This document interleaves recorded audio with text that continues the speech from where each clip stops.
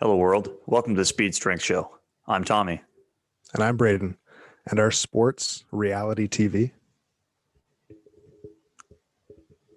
Initially, I'm inclined to agree with you in the fact that it's something on the television that is real and presumably unscripted.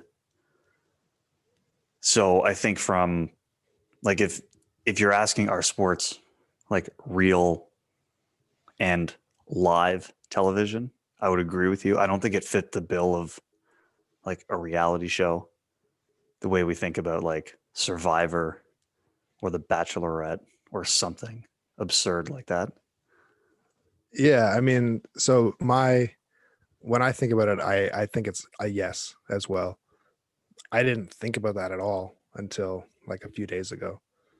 But I mean, it's real people. They're competing. It's entertainment driven. It's unscripted. Presumably. And yeah, and like it's competition, and reality TV shows have physical competitions as well. It's not just like popularity and stuff. And I mean, contestants get eliminated one way or another. Playoffs, yeah. Yeah. So, but I've just never thought about it like that. Well, I don't want to sound like I'm, you know, going to say some bad things about reality television, but I'm going to say some bad things about reality television, and it sucks. Like, reality television is terrible. But depending on the sport, sports are entertaining. Yeah, I mean, I think So sports that's are where entertaining. the points you make are really good. I just don't want to call sports reality television because I feel like there's a negative stigma attached to reality TV stars that I don't want to invade the world of sports with. Yeah, you don't want to put pro athletes under that stigma.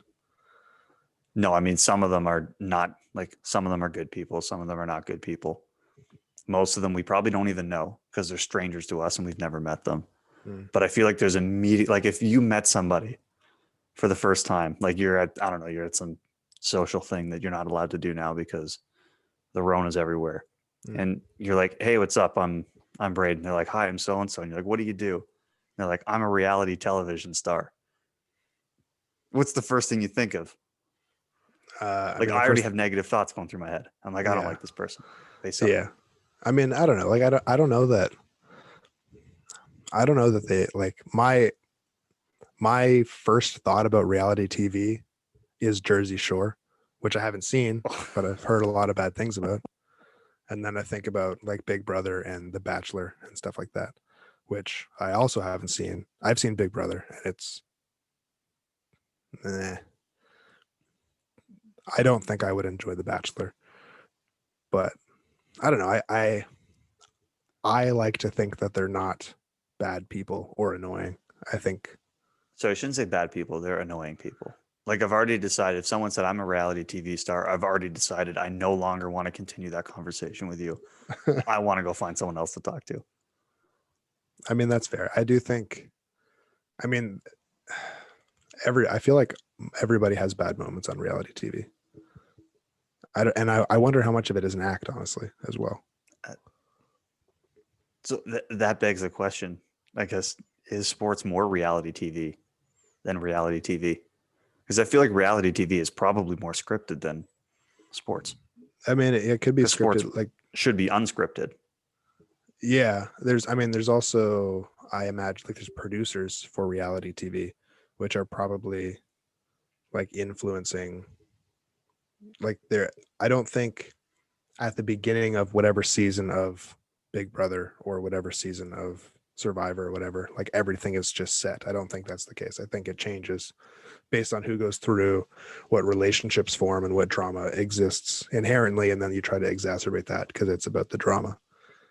You know, Yeah, like to me, if there's a likable person, then the producers, again, I've never been a producer or worked for a reality TV show, so I don't actually know what happens. But I would think if there's a person who's on the show who's popular or becoming a fan favorite, it's in the best interest of those making the show to keep that person around.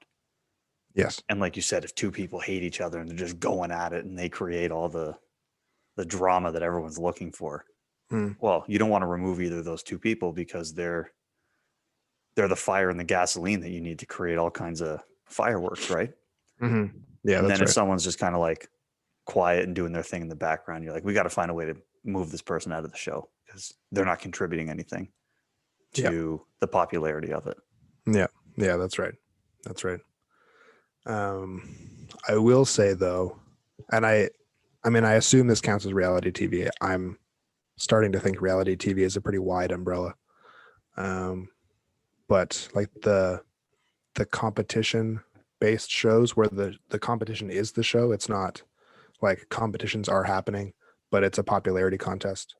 And So you like mean The something like The Bachelor. Amazing Race, for example? I haven't seen that, but probably like I'm thinking of like MasterChef, Okay, where yeah. it's like it's a cooking competition featuring real people, and I assume it's mostly not scripted. And or like we just watched the Great American Barbecue Showdown on Netflix, or Blown Away on Netflix, which is a glass blowing competition, and they're both great. There's shows for everything now, isn't there? Yeah, but like those kinds of shows where it's like a competition and somebody wins however much money and a great opportunity based off of their skill, which I would maybe argue it's a lot closer to sports than it is to traditional reality TV. Well, probably because they want the better competitor to come out on top. Well, of course, Ideally. yeah. But it's about like how good are you at blowing glass? How good are you at barbecue? How good are you at cooking in general? Well, and that's what I mean. And presumably the show doesn't care if person A or person B wins. They want the person who is the better competitor in whatever it is that they're doing to win. Yeah. And if they're only on for like one episode, right? Or like if you and me went on a cooking show, this won't happen. But let's say you and me go on a cooking show, and we have to each produce a dish, and they decide who's better. It's not like one of us sticks around for another episode, right? Is where with some of these reality TV shows, it's just one episode and then you're out, kind of thing, regardless. Yeah, and some of them are more continuous. It's the whole season. So then if you want to keep people's interest in watching the next episode, you want to keep the popular people or the fan favorites or whoever around. Yeah, 100%. Right? Compared to something where it's one and done. You might as well just let the better person win. There's no need to interfere. Yeah, 100%. But the more continuous ones, I really, really enjoy. Like I think MasterChef is great, and I'm wondering if it's just because I like sports and this is effectively cooking as a sport. Maybe you just like food too. I do like food, but like, I don't know. I've never cared about blowing glass until I watched Blown Away. That's true. Yeah. It's just glass blowing as a sport, I think. But overall, I would tend to agree that I think sports inevitably falls into the category of it's real TV, in the sense that what you're seeing in front of you is unscripted and being performed by real people in that moment. And then you get to see who is the better team or competitor or who wins or whatever. So I think in that sense, it fits the bill. Yeah. But I don't think sports carries, like if you told somebody, oh, I'm watching sports, it maybe doesn't carry that like, stigma of like, oh, I'm watching reality TV.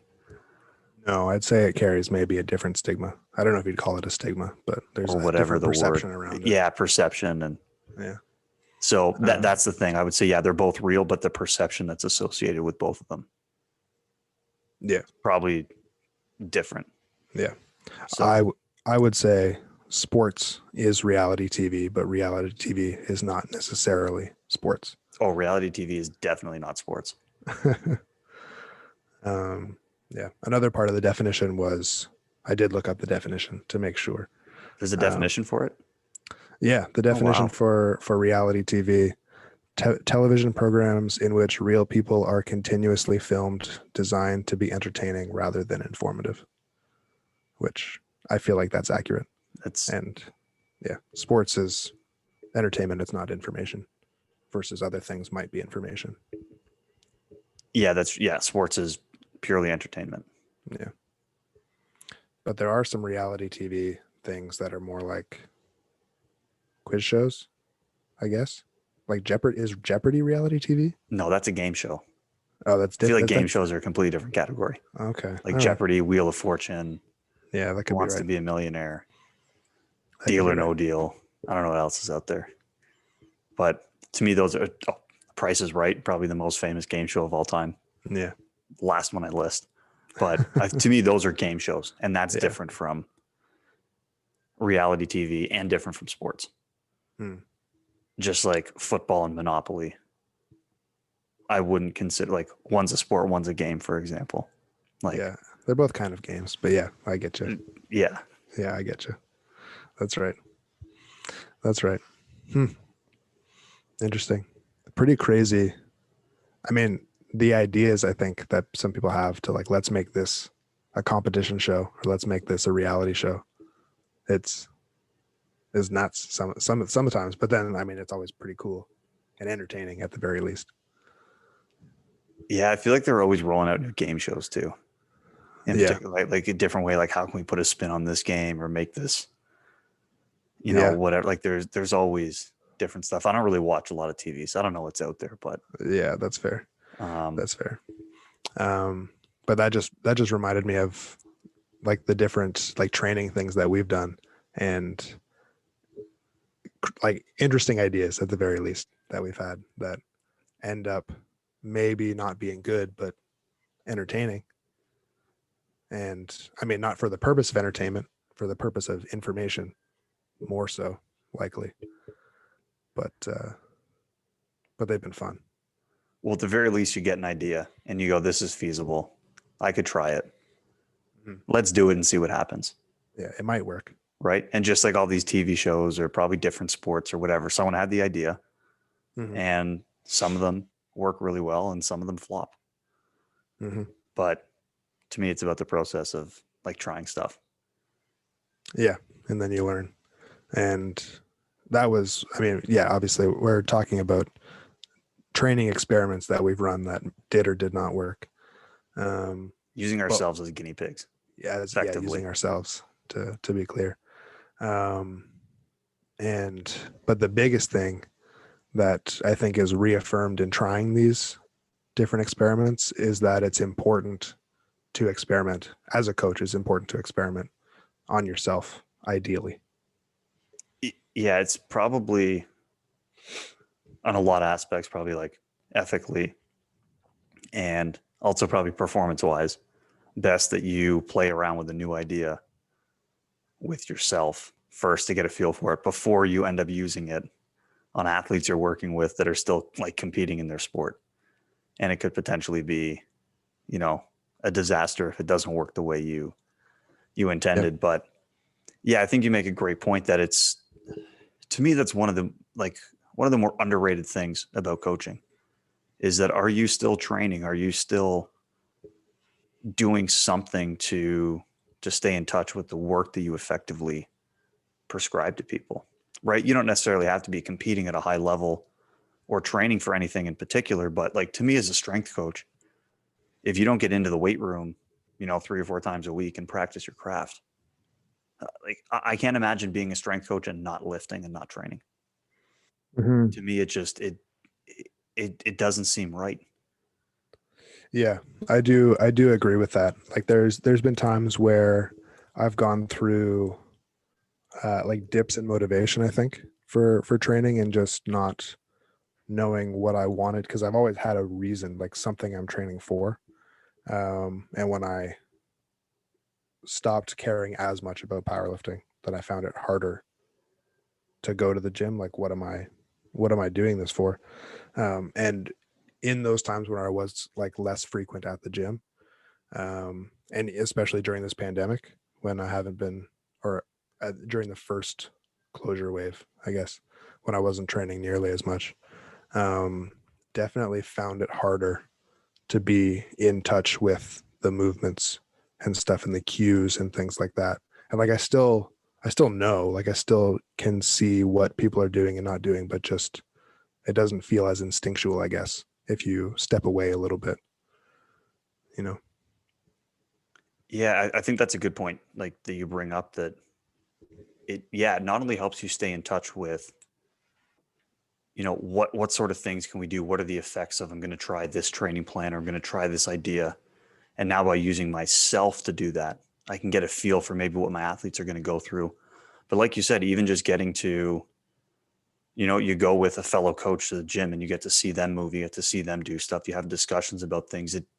I do think you're absolutely right that it helps you stay in tune with not just your programming ability, but your coaching ability to see movement, to see stuff happen. And so, yeah, that's why I find it so bizarre when, if there's coaches who are like, oh, I don't have time to train. I don't have time to work out or do this. I'm like, man, this is like a huge part of our job and what we do. And so to me, I like there's obvious health benefits that I don't think we need to get into about staying active and, being healthy and things like that. But I think there's a lot to be gained from a knowledge and an experience and like you said, staying sharp perspective with continuing to train and do stuff. And you're talking about the lack of motivation with something to train for. One of the places I've found motivation to train is by doing some of these experiments, doing some of these things where, oh, like it's cool. I've had this idea or someone shared this idea with me. Now I'm excited to go after this for 5 or 6 weeks and try it and see what the outcome is. And that's where a lot of my training in the last couple of years has gone because I don't think I'll ever set foot on the track to compete again. I don't think. Mm-hmm. You never know. Who knows? Mm-hmm. But right now I'm finding a lot of motivation in trying different training methods. And that's motivating me to work out. And I'm learning things as a result of doing this type of training. Yeah, for sure. And I mean, even training motivation is something that some people struggle with. So for me personally, it was helpful for me to go through that journey and learning what it was that allowed me to find that motivation again. Because I'm training basically as often as I ever have now, which is great. And yeah, for me, it was just like the thing that I was training for, I didn't care about anymore. And, and I was missing what training did for me, and then when I figured that out, why I liked training, why I wanted to train, why training was important, how training made me feel, then it was easy to get the motivation. And so now it's easier if people feel like they have a lack of motivation or they're not sure where their motivation went, then it's easier to help people in that respect. But even, yeah, just like if you have an idea that you think is interesting, that's another thing that helped with the motivation. But it's also, if you think it's an interesting idea and could be really good, you don't want to give it to somebody that you're coaching because it might be really bad. So you want to try it out for yourself first. And I find the same thing with cues, honestly. That's a If great you point. have an idea for a cue, then you want to try it out and see how it works. And even just to know how the cue feels and different movements feel and things like that, because there's different, like people, I think there's debate around it, but people learn in different kinds of ways, and being able to explain things in different kinds of ways or receive information in different kinds of ways helps. So if someone's trying something, but they don't really know how to explain it, and you can say, okay, well, how did it feel? Then if you don't know how it feels, that information is useless to you. If you're coaching somebody in person and you're explaining it and they're not getting it, and maybe showing them would help, but you can't show them because you've never done it before, things like that. Like there's a lot of benefits to being able to do the thing that you're having people do. Yeah. And those are all like excellent points that you bring up. And I think that's nice to have because it highlights to me, this is going to be a bit of a fun episode. Mm-hmm. We're going to get to share some of our thoughts and experiences with maybe some good ideas, some interesting ideas, some really dumb ideas. Mm-hmm. But that even though we're probably going to have a little bit more fun with this one and it's not as, maybe informative as or science-y or other things like that compared to the other episodes, that there's still things that you can take away from this. And like you said, whether that's programming, whether that's cueing, whether that's understanding the athlete, there's a host of things that I think there's benefit to strength coaches, and I would argue maybe any coach, period, Mhm. practicing the craft that they actually teach Mhm. someone And else to do. yeah, and I don't think it needs to be like, if you coach powerlifters, you don't need to be powerlifting necessarily. You just be in the Exactly. gym. Like, I think there's probably benefit that you squat, bench, and deadlift sometimes, but you don't need to be training for that. You can be training for something completely different. Like, there's a a solid powerlifting coach that I know that he is mainly a runner right now. Running and pull-ups is his thing. But he does squat, bench, and deadlift sometimes. So, still got your finger on the pulse there. Well, and you may find some other ideas by Well, that's branching right. out, and there's something that you may bring in. So like you said, yeah, I think that's great. You don't just get kind of tunnel vision into, and I should clarify, when I say practicing the craft that you teach, it's not that, like you said, if you're a power lifter, go power lift. But if you're coaching powerlifting, we'll still stay active. Yeah, And exactly. I think those are really great points. So, I mean, Yeah. I'm looking forward to kind of hearing some of your stories and some of Well, the yeah, we'll things see. that you may have done. We'll see. Um, well, I think you've done some more interesting stuff, so I want you to get it started, I think. Okay. Yeah, I mean, I've played around with a lot of different kind of experiments and like done some different things and tried some program stuff that I've written, stuff that has been written by other people. Um, Again, I really like the idea of like being able to do something and try it before you give to the athletes. And I think it's like we've talked about, I think it's important. And I mean, there was one story I can think of. I think this was a couple of years ago. This was like 2 years ago. It was in the last year of my master's.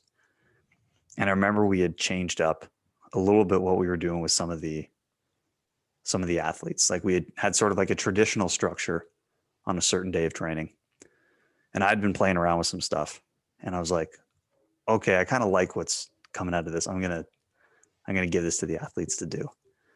And I remember I had this one athlete we were going through, and it was not easy. It was like designed to be kind of tiring.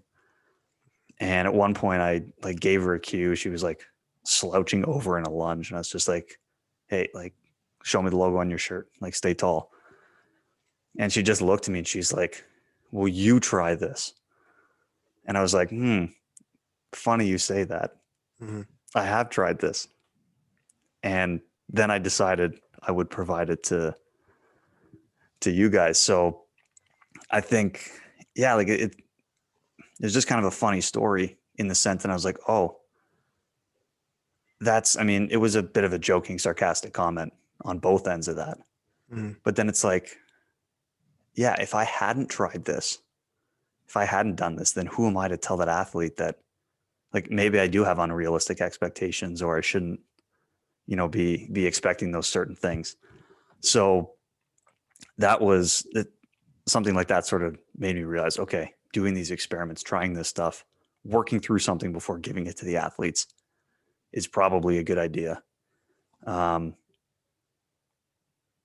Matt, if you're listening, is one of the guys on the team. You can guess which teammate of yours that was. A little nugget for you because I know you've been listening, so you can guess which one it was, and we can talk about it later. But I don't know. Where do you want me to start with some of these?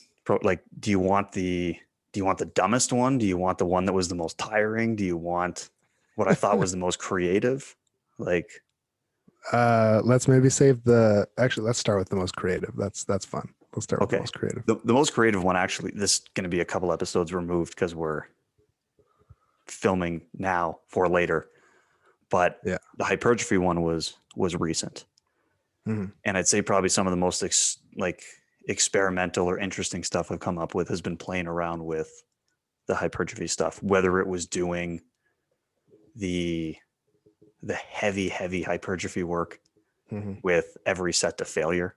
Hmm. As we've talked about, I've also played around with the supermax eccentric stuff, Hmm. which, I mean, anytime you get to load 100+% on the bar, Like, how is Mhm. that not fun? Mhm. Like, that's the funnest thing to do. So I do think that's been some of the more interesting experiments to kind of play around with that. I have done stuff. There was with the Supermax. We talked about the difference in speed, slow versus fast. Mm.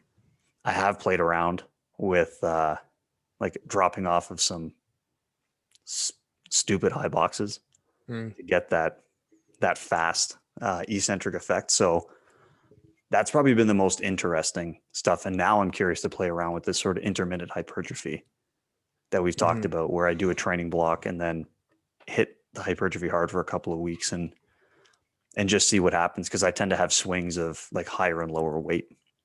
So Mhm. I'm curious to see if breaking this hypertrophy work up into smaller bits helps maintain or keep my weight at a more even level throughout. So those are probably the most interesting things that I've done. Um, just I find the hypertrophy stuff really interesting too, and it's different. Not a lot of people maybe do some of that type of stuff because it's Mhm. so tradition based. So those are probably the most interesting things that I've done. Have you given any of that stuff to athletes? No, no, I have not. Okay. That the heavy hypertrophy stuff to failure, I've done it twice and it sucked both times. Like, it was extremely tiring. Mhm.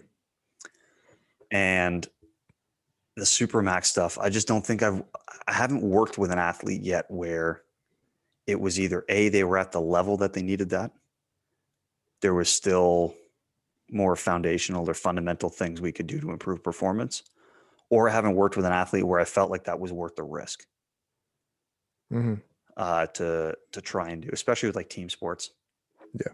I think if I was working with someone who needed to take a chance on performance in an individual sport, you can do that because the margins are so much finer in Mhm. terms of being successful and unsuccessful. But there's so many elements that go into team sport success that even with higher level people, I haven't felt it's worth the risk. Yeah. But one day I might need to use it for somebody, and then hopefully the experience I've had with it helps make it more effective as a training tool. Well, yeah, more effective and just like I find it's nice. Like you mentioned the story with Matt's friend, Matt's teammate, um, like complaining about like this is really hard. I don't want to do this kind of thing. And you're like, well, I've done it and I know it's really hard, I'm old but and retired, so if I can do it, you can do it. yeah, suck it up kind of thing. I do find it's helpful, even in that kind of a situation where, yeah, like I know it sucks, but it's going to be good for you, probably. And having done it, you know if it's going to be good for them or not. Um, and I find that that's helpful, especially the one of the big ones for me is with some of the different cues that are more challenging, but are important for powerlifting. That kind of raise your ceiling, if you will. Um, that they're very hard to implement sometimes, Mm. and so it's helpful to be able to communicate that with the athlete. Like it's okay that you didn't get it yet. It's okay that like this is as far as you've come. Like it takes practice, it takes time. It's very, very challenging to get this correct. Um, and it's also nice to be really genuine with people. Well, like this is really hard, but you've come so far already. Like this is amazing to see this after 1 week or 2 weeks or whatever. So like, be proud of yourself. Great job, kind of thing. And it's nice to have that experience to back up what you're saying as well. I think. Yeah, and I think it's easier to articulate that message, Hmm. right? And then if you're like, oh yeah, you probably feel A, B, and C, and they're like, oh yeah, I do feel all those things. Yeah, that checks out. And then Hmm. wait for feeling D, E, and F to kick in later on, and then it it gives you a better sense of the process, and then I think it makes it easier for you to articulate. So, and what about for you? What do you think the most interesting thing that you've done for training is? I think the most interesting things for me have been honestly working around injuries, where I've had to be Mm. creative with different stuff. Um, the I think the two most interesting for me is probably like one, I broke my foot, and this would have been the season after you left when we were coaching together, and then the next season I broke Oh my yeah, I foot do remember you're in playing. the boot. Yeah, playing pickup basketball in the pack gym there. But I still wanted to train, and I remembered learning in one of our kin classes that there's some, if you train the one leg, there's some transfer to the other leg. So I figured out how to do some like quad extension stuff and some hamstring curl stuff with the booted leg. But the thing that was really fun was I did a single leg trap bar deadlift. Um, yeah, so I was able to, kind of like a B stance.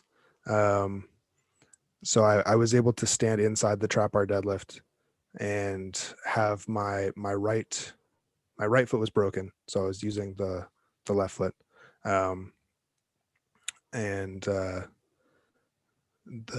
right foot, I wasn't load bearing really at all, but I had my heel on the ground for balance, and my left foot was relatively centered under my center of mass, and handles on like normal. It was a little bit more of a hinge, so probably like closer to a deadlift versus a trap bar squat, you could say.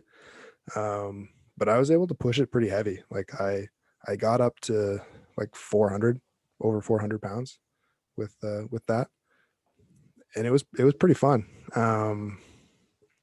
You probably And didn't think you were going to be lifting that heavy with the boot on. I did not think that was going to be, no, did not So think it was moving going to be forward that now, heavy. if someone has a boot and they're thinking like, man, now I can't lift heavy. Well, trap bar deadlift to the Yeah, rescue. yeah, exactly. You can absolutely.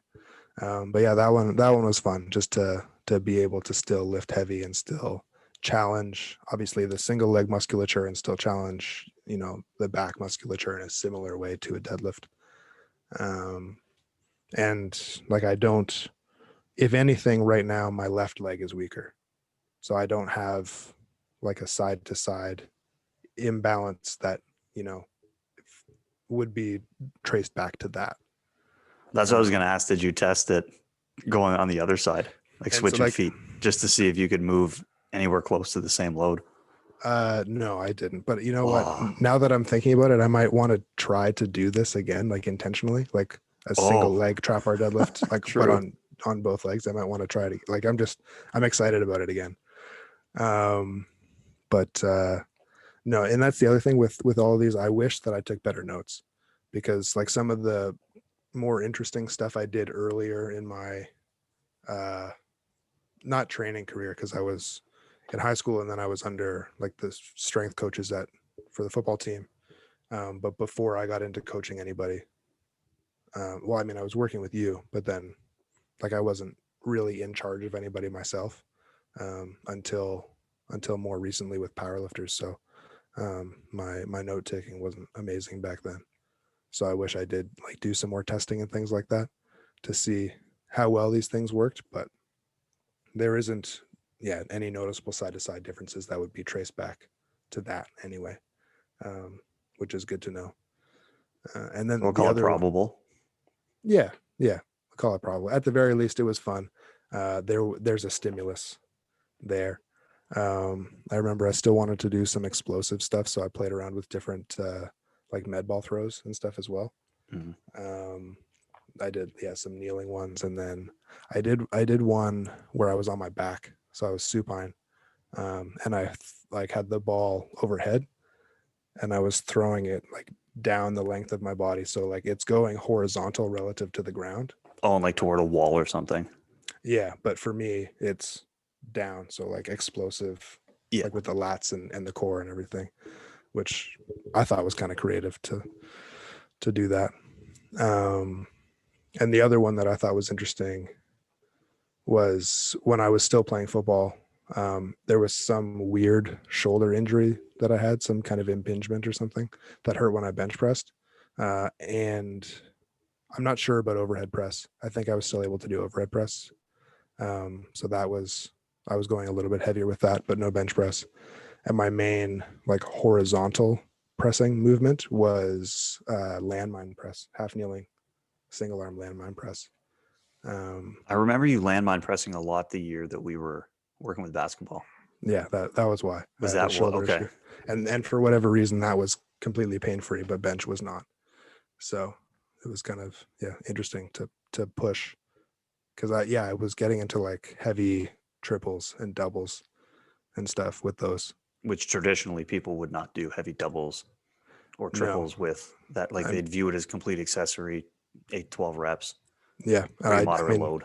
I don't think anybody really thinks about doing a landmine press at all, honestly. Yeah, it's a little bit forgotten about. Yeah. So, yeah, those were the more creative ones, I suppose. But again, like cool ideas, now that you've tried them, like in your mind, you might, it's really tough to like think about, oh, imagine if my knee hurt, or imagine if my elbow this, or my wrist, or my whatever. Like it, unless you're actually banged up, Hmm. it's really hard to envision how something might feel if there's actually no pain. So I do agree with you on that, that there's a lot of cool things you can do around injuries, which we've talked about in the past. And Hmm. if even like you said, if you as yourself, like as a coach, if you're not feeling 100%, we'll find a different way to work out, find a different way to train, Hmm. because you may end up using some of these things with athletes down the road, and then you know it's feasible. It's not just a in theory on paper, this should be pain free. Like you've actually tried it, and then it again just gives you a little bit more confidence with what you're doing. Yeah, yeah, and even just like thinking, like having the experience with the bench press. Like I think a lot of people would assume if your shoulder hurts when you bench press, it's probably going to hurt when you landmine press with that side. Um, but it didn't. So even there, it's kind of like, okay, this thing hurts, but try different exercises and we'll see what we can do, because you don't actually, until you try it, you don't actually really know. Um, yeah, and other things like with the broken foot, thinking outside the box, like how can we load this movement without loading that tissue, which we talked about that on the injury one. Mhm. Um, one of the guys I was coaching for a bit, he pretty recently messed up his hand at work. So I'm not currently coaching him, but like obviously with a messed up hand, he can't squat, bench, or deadlift really, because you need your hand to hold the weight. But I was like, you can probably, you know, you can probably do like a safety bar squat. Like you don't really need your hand for that, and that way you're still loading the squat pattern. You don't have to be relegated to a leg press or a hack squat, stuff like that. So yeah, there's more just like thinking in a more creative way. It was helpful for that reason. Was there anything, is there like ever a program or something you've written where you sort of like regretted doing it? Or you're like, There, man, that was terrible. Like I wouldn't prescribe that to somebody. yeah, there was one. There was one. I had this idea. I remember I was just driving to the gym one day, and I had this idea that I was like, it's in my mind, it's easier to get to a point where you can do a lot of reps with a relatively low weight than it is to be able to do one rep with a very high weight. This was the thought that I had. It was in my head. That makes sense. Um, so then from there, I extrapolated, if my goal is to squat 300 kilo for one rep, because I was powerlifting at the time, or wanting to. I think I was, up and down with injuries and stuff. Um, 300 kilo for one. If I go backwards from that, then maybe that means I need to be able to do 280 for three, hypothetically, maybe 250 for 5 or 6. And you kind of just keep going backwards. And I had it in my head that if I can do 400 for 20, then I can work my way up to do 300 for one. I think something along those lines. I wasn't at the point where I can do 400 for 20, but I was like, if I can do 315 for 20, then the jump from 315 to 20 to 400 for 20 is like not that crazy for the strength that I was. So then I started this program where for all three exercises, my goal was to do like a few sets of somewhere between like 4 and 8 reps, something like that, with this weight, and just get the technique solid, because that's important as well. and then the last set is just going to be a rep out, and try to push that top end range and get to those, like that 20 rep kind of thing. And then once I hit the 400 for 20, my plan was to go Work towards like, the 300 keys. yeah, so then I would go like 455 maybe for 15 or something like that. But I did this, and I did it for bench and deadlift as well. I don't think my number was like probably 15 for deadlifts. I wasn't going to aim for 20, I don't think. But yeah, I did this for like 2 or 3 weeks or something like that. And it was just like pushing. Deadlifts was the worst one.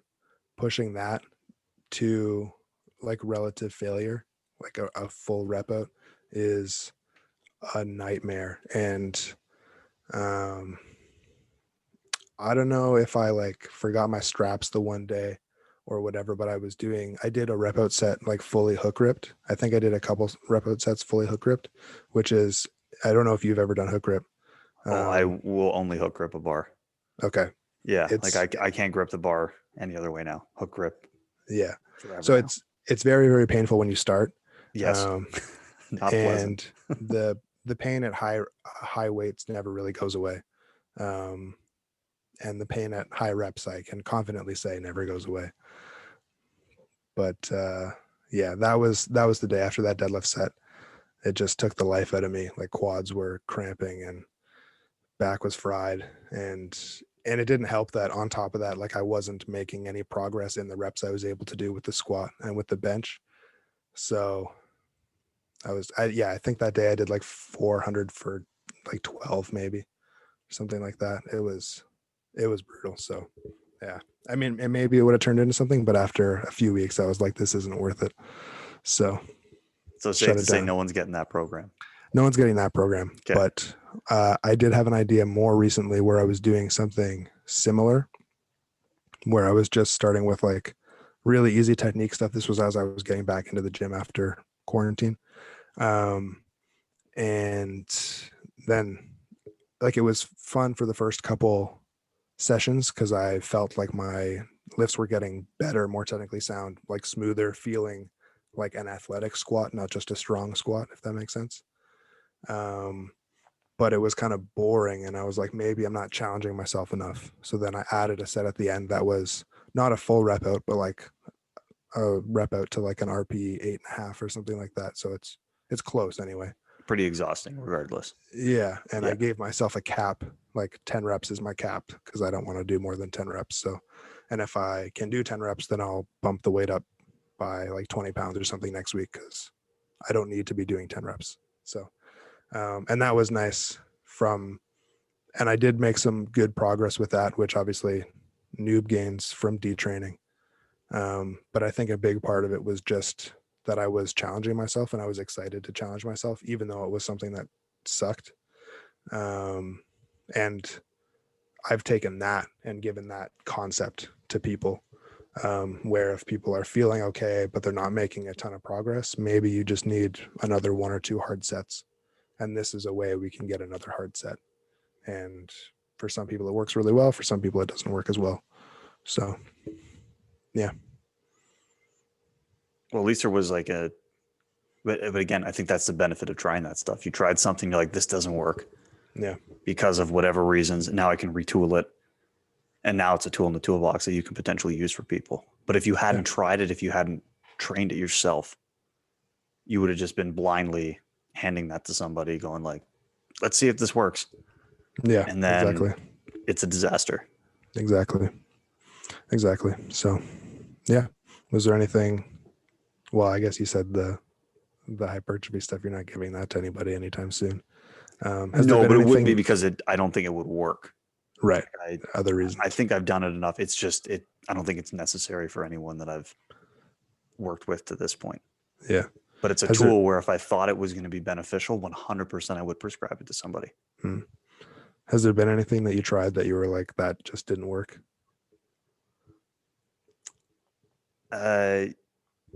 Yeah. So this worked in a sense, but it didn't work in a sense. So I don't know if you've ever done Smolov, which is I've probably, done something like kind of similar for like the bench only. I haven't done yeah. it for So everything. Smolov is a terrible, terrible squat program. Terrible as in it makes you feel terrible because it's Yeah. very challenging and very difficult, but it works. Like if you want your squat to go through the roof, just hit the Smolov program and your squat it'll improve. You'll Yeah. get stronger. Yes. And For the time being anyway. yeah, like if you've never done it before, it's such a high intensity, high volume stimulus that you're probably not used to, that it's going to give you some strength gains. I'm almost certain of it. And And then so, when you stop doing it, you'll probably lose some of those strength gains anyway. yeah, That's especially the story. That's the stories that I've heard is people like try it, they put on like 30, 40 pounds on their squat, and then they stop doing it, come back to like a normal training volume, and their squat goes down like 15 pounds. So yeah. So the net positive, but something to mine keep went in up like mind. quite a bit. My front squat went up like almost like 30 kilos, I think. Well, you don't two leg squat normally, so that No, makes sense. normally, yeah. So that probably checks out. But it was a tough program, but it probably wasn't the toughest program I've ever done. But I did combine it at one point. I ran Smolov, and then I ran Smolov Junior after that, which normally you do it the other way around. But I ran Smolov Junior after because then I combine it with some 400-meter training that I had another coach write up for me. Mm. And this was all based on the idea of like minimalist in the weight room, where like the only thing I was doing in the weight room was squatting. And then everything else I was doing was out on the track. Mm. And so does Smolov work to get stronger? Yes. Will your squat go up? Probably. Did it help me on the track? Not even close. Like the worst thing I've ever done. Slowest times I'd ever run. I was way bigger than I should have been. So, and I could feel it. Like when I went to do the race just for fun, and it was like 10 meters into the race, I'm like, man, I don't want to carry all this weight down the track. Like this sucks. So, yeah, moral of the story is don't combine Smolov and track training. It doesn't work. That combo doesn't work. Terrible idea.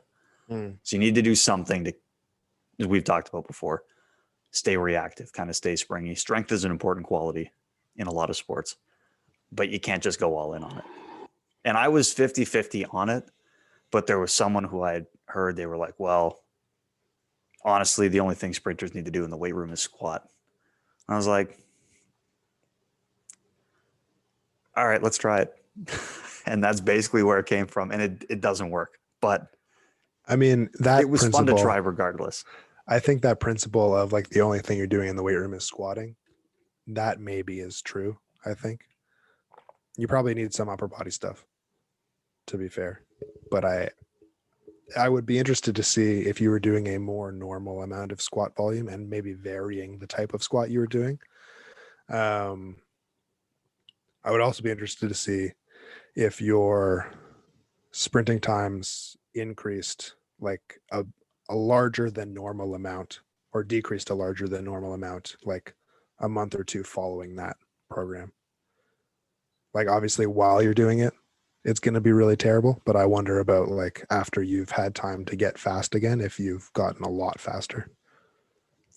Yeah, I mean, this was the summer, and then I was probably just doing whatever in the fall, and then it was the following winter I did that Bondarchuk experiment where I did the same sprint session over and over and over and over and over again, Mm. and the times got decent. And then it was that summer I went out and I ran a couple of PBs. Mm. So, but this was like a calendar year after Yeah, so hard to that, say. so it's really hard to say because I wasn't necessarily going back to doing stuff, but yeah, it was not a good experience. But I got to eat a lot of pizza. And I was bigger than I ever was. Yeah. So I mean, like I said, it was still fun, but it did not work at all. It was a disaster. Yeah. Has there been anything that you really liked and you've like that was kind of maybe a weird thing that you weren't, I don't know, it's not like maybe traditional, but that you tried, you really liked, and now you're giving to people more frequently? There was, so when quarantine started, I don't know how weird you would call this, but it wasn't typical for me. Like people who know me know that I love the kettlebell. I love the kettlebell swing. Mm. Um, and I had never actually tried Dan John's 10,000 kettlebell swing program.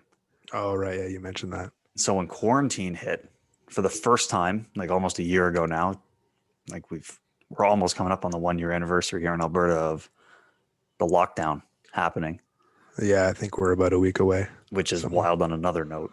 But I had a bunch of kettlebells and I was like, now is kind of, I've always wanted to try the 10,000 swing program just for the experience. Mm. Um, and I've always thought about it as like a good program for like building fitness and capacity and things like that, but not necessarily the greatest for like transferring over to sport or things like that. It's good for foundational stuff and probably body comp.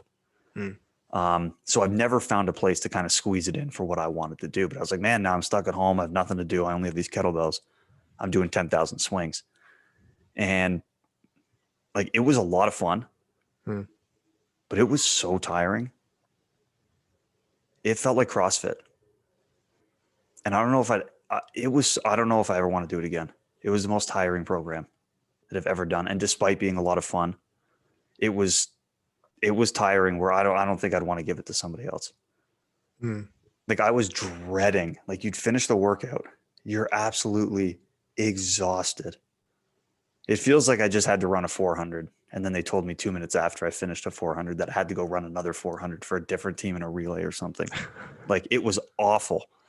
It's one of the most tiring things I've probably ever done. So I don't think I would give it to people for that reason, but it was a lot of fun. Mm. And there were some interesting things that I took away from it in terms of like, I guess if you had somebody who really wanted to just do some body comp stuff and like feel fit and feel accomplished, Mm. you could probably give this to somebody if they're competent enough with the swing. Mm. Obviously, you can't do a 10,000 kettlebell swing program if you can't swing. Mm-hmm. But it was interesting because I don't know if you're familiar with it. Like, Not, I imagine you do 10,000 over the course of the program. yeah, not in a single day. That would be terrible. Yeah. But the workout's broken up into every workout is 500 swings and then 30 reps of a strength exercise. Mm. So you're alternating back and forth between 10 swings, 3 reps, 15 swings, 2 reps, 25 swings, 1 rep, 50 swings. And then you repeat that round 5 times Mm. to get you to 500 swings and 30 reps of whatever strength. And I think that the traditional one of the program recommends doing some sort of squat, pull-ups, and like an overhead press or something like that as your 3 strength exercises. And you alternate every time you do a session, you switch up the strength. I just went with the pistol squat and I was doing a kettlebell floor press. And in theory, I thought the combo of the swing and the pistol squat would be worse because it's all lower body Mm. for the most part. But like holding onto the kettlebell is tough for a lot of those reps. But I figured that would be the more destructive combo. But it was actually the press and the swing. Mm-hmm. And then I think it was as I was about halfway through the program, I'm like, man, what's killer about the press and the swing was getting up and down off the floor all the time. So standing and Oh. swinging, then getting down to the floor, setting up the weight, pressing, getting back up, swinging, getting back down on the floor.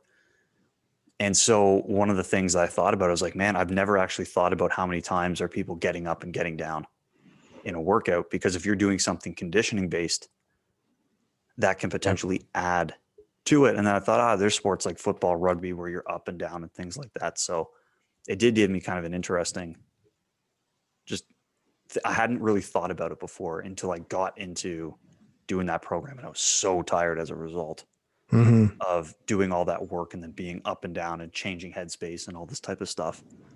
But that one was a lot of fun. And I feel like there's obviously a lot of athletes that like to work hard, they like to feel accomplished. Mm-hmm. And if you have like a 3 or 4 week span, like in an off season that, a couple of weeks after the season, they're looking for something to do, or I maybe should have given it to some of the kids when they were at home with nothing to do during the quarantine. although I don't know how many of them would have wanted to do that. They probably would have done a couple of workouts and been like, nah, that's enough of this. Yeah. But it was a lot of fun. But it was so tiring. I don't think I would do it again. Well, we'll see. I mean, you've definitely said that about other things. Well, I did say that about some of the hypertrophy stuff, and then I did it Yeah. again. Yeah. But man, I was dreading the next day. I believe you. Yeah. Like I would finish the workout and then it'd be like less than 24 hours from now, I have to do this again.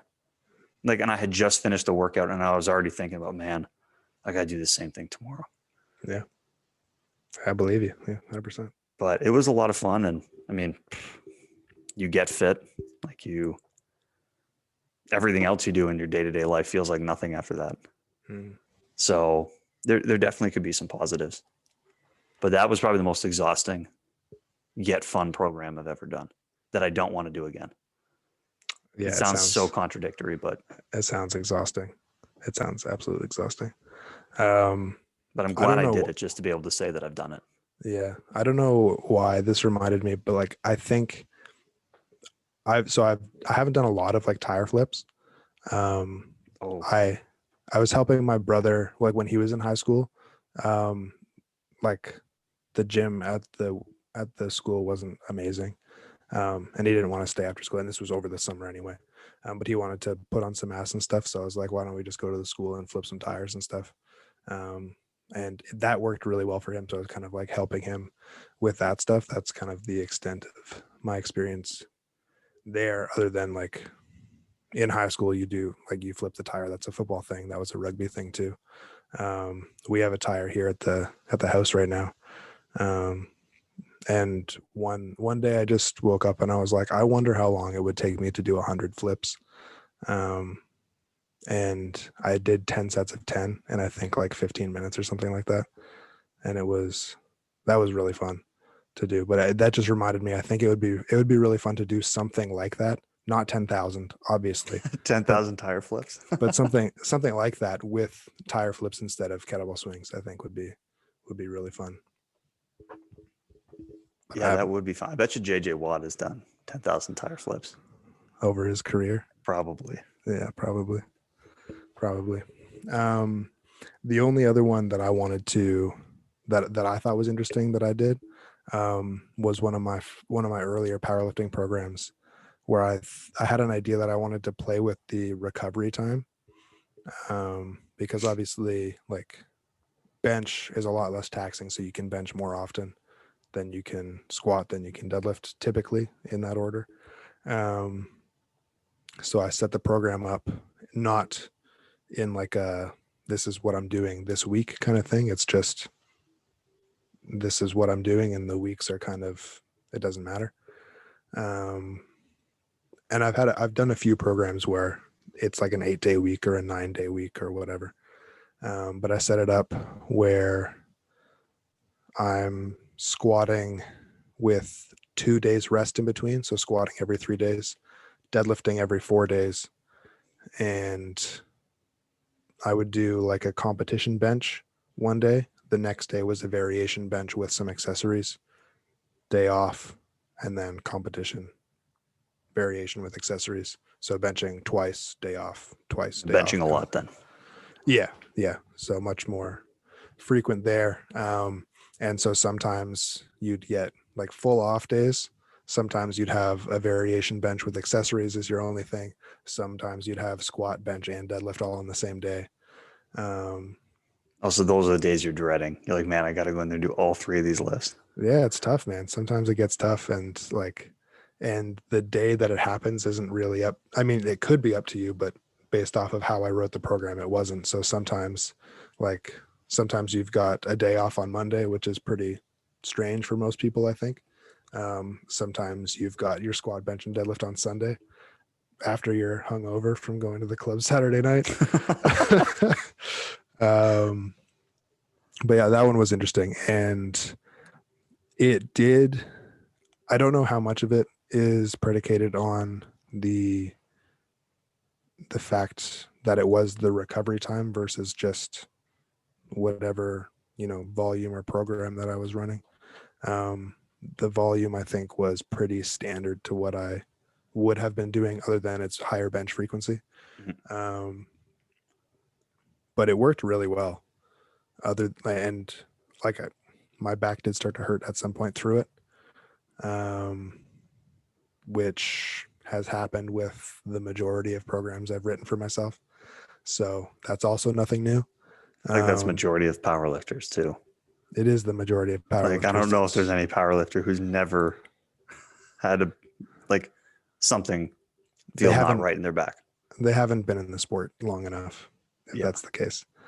But yeah, it did work really well. I haven't given that to anybody because nobody, like, sometimes things come up and people miss a workout or have to push their training days back a little bit. Sometimes people are really anal about it and want to, like, if they're busy, Tuesday, Wednesday, Thursday, and they still have 3 training sessions to do, they'll squeeze it all in Friday, Saturday, Sunday, back to back, and they're all really bad because they're squeezed in. And then they train Monday, and then they're back on a normal schedule. So some people really, really need that weekly training thing. It's also ends up being a lot harder to keep track of for me as I'm updating the program, if it's not happening, on Sunday or on Monday or whatever. So for that reason, I haven't given it to anybody, but it was an interesting idea anyway to try it with. Certain days obviously go a lot better than others because of the, kind of random amount of work you're doing on different days. But I do remember getting strong fast, and that was some of the best that my lifts have felt. And I remember having like the back pain, seeing an osteopath, I think, and getting it relatively fixed, going to the gym sometime in the next 2 days and hitting a 40-pound PR on my squat when my plan was just to go and see how it felt. So Take it. Yeah. I mean, yeah, take it. But that was kind of fun to do that and just see. It was an amount of work in a different way, I think. So yeah, that was fun. Yeah, like I said, just playing around with stuff, and unless you try it, you don't really know how it's going to work. That's right. So it's always, and there's really no consequences if you're the one doing it. Yeah, nothing too serious. Well, nothing that's going to harm the athletes or clients you work with. Might not feel good for you. That's right. It won't hurt. I mean, and you know the risks, and you can do something about it before those risks happen, probably. That's the hope, yeah. Mm-hmm.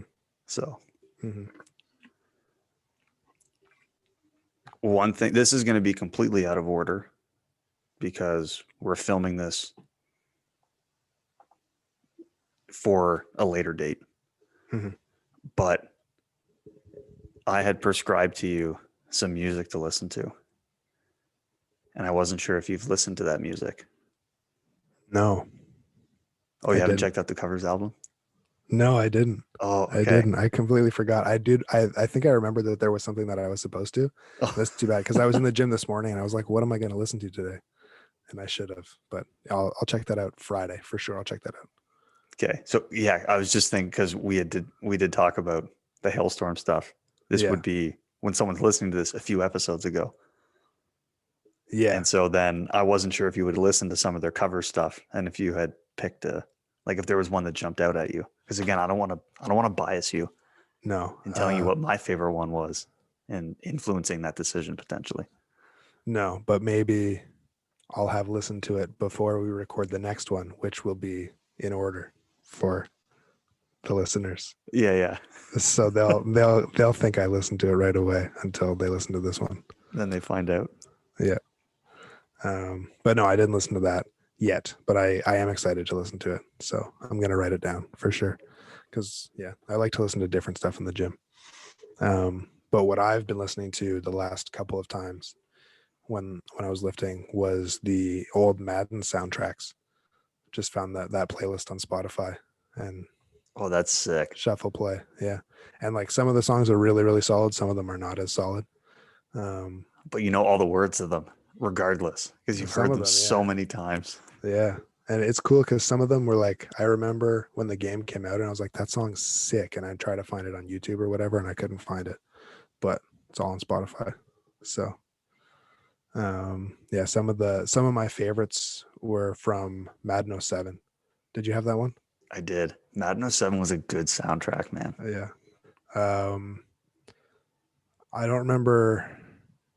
It was the song or the band. I don't remember, but Sparta was one of them that I really liked. And then there was Monsters by Matchbook Romance that I really liked as well. Oh yeah, Monsters. There was I think there was a Rise Against song on Drones. that Yeah. album because That one was good. Drones, because I forget the name of the album, but it came out the year before. So that was like a new song at the time. I believe it was either Dooms. No, I think it was X's and O's by Atreyu. Yeah, Trey was on there. I think Red Jumpsuit Apparatus was on there as Maybe. well, or was that 09? I'm not sure. Um, There was a song by Riverboat Gamblers yes, that I liked that one too. Audio Slave was on there. Audio Slaves. I was on a few of them. Yeah, that's really good. Yeah, you're right. The Madden soundtracks a lot of them were really, really good.